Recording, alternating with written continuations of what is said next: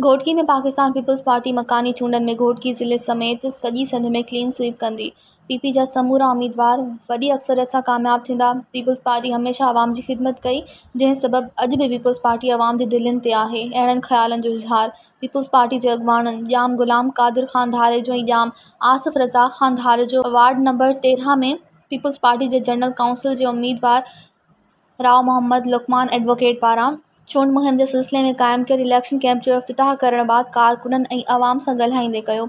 हुन चयो त बल्दियाती इलेक्शन जे हवाले सां चूंड मुहिम शुरू थी चुकी आहे, पर असांखे बहितर हिकमत अमली जे तहत कमु करणो पवंदो। इलेक्शन कैंप लॻाइण जो मक़सदु अवाम सां हर वक़्तु राब्ते में रहण ऐं संदनि मसइलनि खे बर वक़्तु हल करणु आहे। इन मौक़े ते अख्तर ख़ान संघड़, सैयद रिज़वान अली शाह, सैयद मोहसिन अली शाह, राणा दिलदार राजपूत, राणा अदनान, राणा दिलशाद, राव फैसल, राणा ज़रीफ़, राव अली अकबर, राणा दिलावर, राव जुनेद, नंदलाल, राव फरहान समेत राजपूत बिरादरी जा माण्हू मौजूदु हुआ। मज़ीद ख़बरनि ऐं तफ़सीलात लाइ विज़िट कयो असांजी वेबसाइट www.awamiNewsHD.com ऐं ॾिसंदा रहो अवामी न्यूज़ HD।